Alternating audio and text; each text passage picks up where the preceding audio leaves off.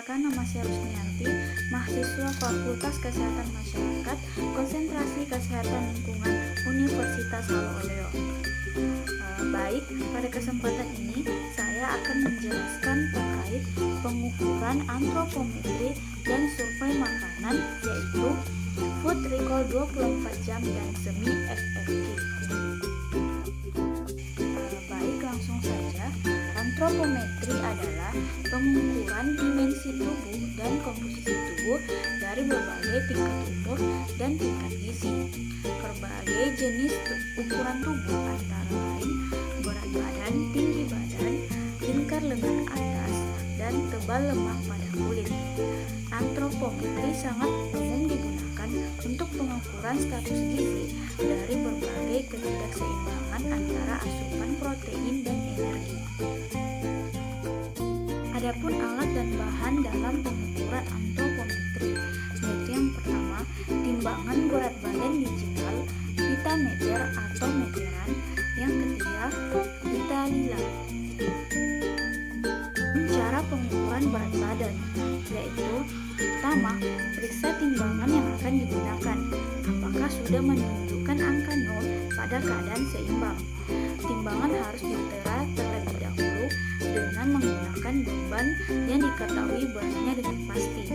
Setiap kali akan menimbang, dipastikan lagi apakah sudah menunjukkan angka 0. Bila belum, timbangan di-setel atau beban disesuaikan dahulu. Kedua, orang yang akan ditimbang diminta melepaskan alas kaki dan barang-barang lain yang dapat mengganggu pengukuran. Orang yang ditimbang dipersilahkan untuk berdiri tepat di tengah timbangan. Pengukuran berdiri tepat di depan orang yang ditimbang. Pengukuran dicatat sampai 500 mg terdekat, yaitu pengukuran tinggi badan. Cari tempat dalam alas rata dan dinding yang tegak lurus. Gantungkan mikrotois secara tegak lurus pada dinding dengan terlebih dahulu menarikkan sampai angka 0. Orang yang akan diukur diminta melepaskan alas kaki, topi, dan lain-lain yang dapat mengganggu pengukuran tinggi badan. Orang yang akan diukur diminta berdiri tegak dengan mata memandang lurus ke depan, bahu lurus, punggung dan pantat menempel ke dinding, kaki rapat dan tumit menempel di dinding. Terus mikrotois ditarik ke bawah sampai tepat di puncak kepala. Pembacaan sampai milimeter terdekat dilakukan dengan mata memandang sejajar dengan jarum petunjuk mikrotois.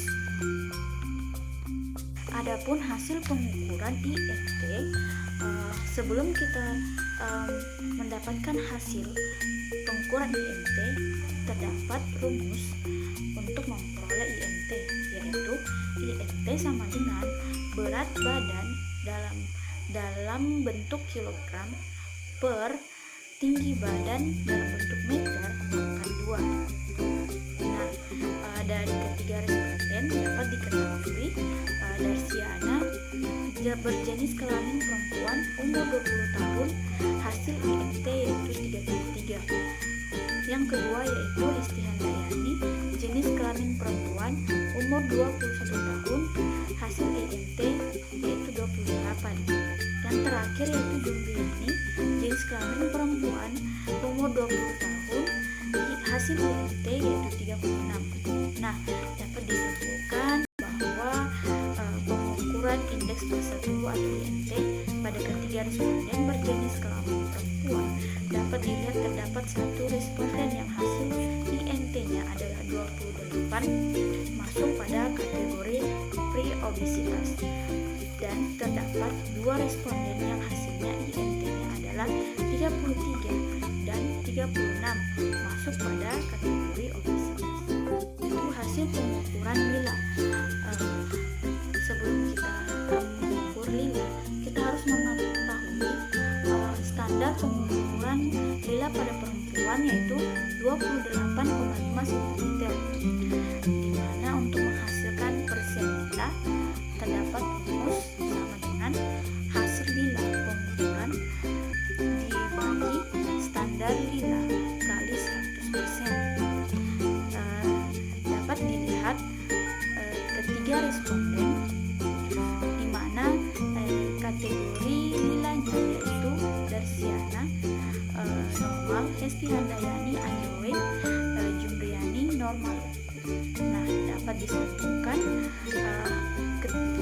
pengukuran lila pada ketiga responden dengan usia yang berbeda-beda, dapat dilihat bahwa terdapat satu responden Hesti Handayani memiliki lila yang underweight yaitu 87,7%, dan terdapat dua responden memiliki lila normal yaitu Darsiana 98% dan Jumriani 105%. Sekarang yaitu survei konsumsi food recall.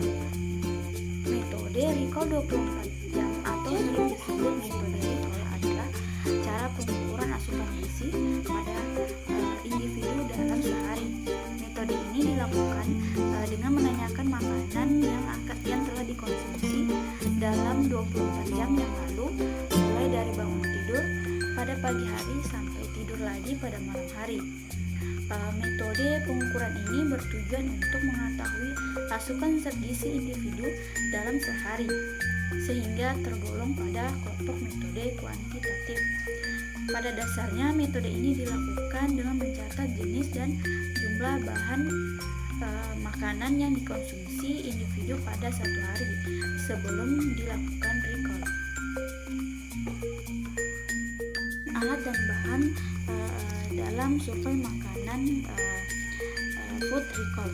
Yang pertama yaitu kuesioner food recall, yang kedua itu aplikasi NutriSurvey. Baik, adapun tata laksana untuk food recall.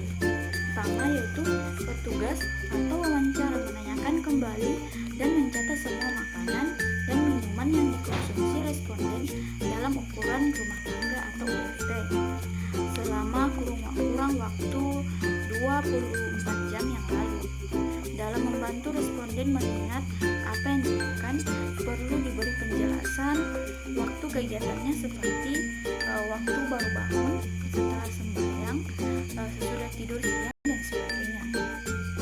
Dalam menaksir atau memperkirakan ke dalam ukuran berat gram, pewawancara menggunakan berbagai alat bantu seperti contoh ukuran rumah tangga, piring, sendok, gelas, dan lain-lain, atau ukuran lain yang bisa dipergunakan sehari-hari. Apabila pengukuran hanya dilakukan satu kali atau 1 kali 24 jam, maka data yang diperoleh kurang representatif untuk menggambarkan kebiasaan individu. Oleh karena itu, recall 24 jam sebaiknya dilakukan berulang-ulang dan harinya tidak berturut-turut. Menganalisis bahan makanan ke dalam zat gizi dengan menggunakan daftar komposisi bahan makanan. Terakhir yaitu membandingkan dengan daftar kecukupan gizi yang dianjurkan atau angka kecukupan gizi. Baik, adapun hasil survei makanan food recall 24 jam, salah satu responden saya yaitu Darsiana, dapat dilihat pada tabel tersebut diperoleh pada hari pertama dan hari kedua. Dapat dilihat energi, protein, fat, karbohidrat. Hasil tersebut didapat dari aplikasi NutriSurvey, di mana perbandingannya yaitu energi dibagi 2, protein dibagi 4, lemak dibagi 9, karbohidrat dibagi 4. Nah, dapat disimpulkan bahwa pada hasil survei konsumsi makanan food recall 24 jam secara keseluruhan dapat dilihat bahwa berdasarkan angka kecukupan gizi, responden pertama Darsiana pada hasil wawancara hari pertama dan hari kedua yaitu tidak sesuai atau bisa dibilang kekurangan angka kecukupan gizi. Masuk ke survei makanan FFQ, yaitu adalah metode untuk mengetahui gambaran kebiasaan asupan gizi individu pada kurun waktu tertentu. Tujuan dari metode ini adalah untuk mengetahui rata-rata asupan gizi dalam sehari pada individu, di mana responden dinyatakan tentang rata-rata besaran atau ukuran setiap kali makan. Ukuran makanan yang dikonsumsi setiap kali makan dalam bentuk berat atau ukuran rumah tangga. Dengan demikian dapat diketahui rata-rata berat makanan dalam sehari. Selanjutnya dapat dihitung asupan zat gizi per hari dengan bantuan daftar komposisi bahan makanan. Zat dan bahan pada survei makanan FFG, itu yang pertama kuesioner semi FFG, aplikasi Nutri Survei. Baik, adapun tata laksana survei makanan FFG. Pertama yaitu responden diminta untuk memberi tanda pada daftar makanan yang tersedia pada kuesioner mengenai frekuensi penggunaan dan ukuran porsinya. Kedua yaitu lakukan rekapitulasi tentang frekuensi penggunaan jenis-jenis bahan makanan, terutama bahan makanan yang merupakan sumber-sumber zat gizi tertentu selama periode tertentu pula. Adapun hasil dari survei makanan FFG yaitu dapat dilihat tabel tersebut, di mana dapat diperoleh energi, lemak, karbohidrat, protein dengan menggunakan aplikasi Nutri Survei. Di mana 3 responden tersebut diketahui hasil energi, lemak, karbohidrat, dan protein, di mana energi dibagi menjadi 2, lemak dibagi 9, karbohidrat dibagi 4, dan protein dibagi 4.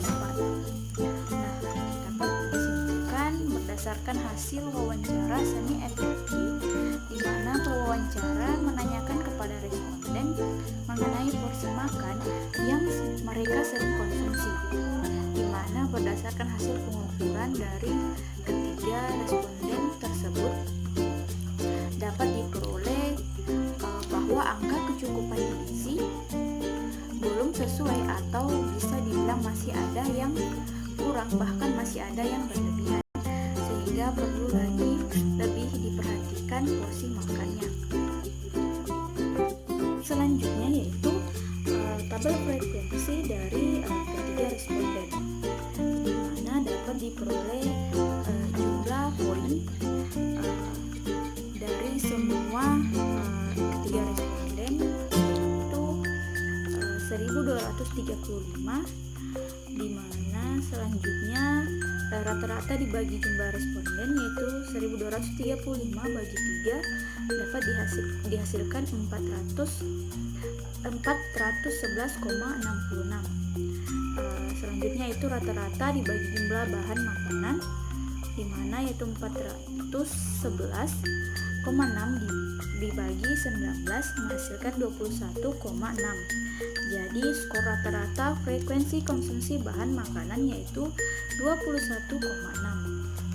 Nah, berdasarkan hasil wawancara terhadap responden akan ditanya mengenai perihal porsi makanan serta seberapa banyak asupan yang sering mereka konsumsi. Berdasarkan hasil wawancara terhadap 3 responden, yang di mana hasil wawancara terhadap 3 responden tersebut dimasukkan ke aplikasi Nutri Survei sehingga dapat diketahui jumlah energi, karbohidrat, lemak, dan proteinnya.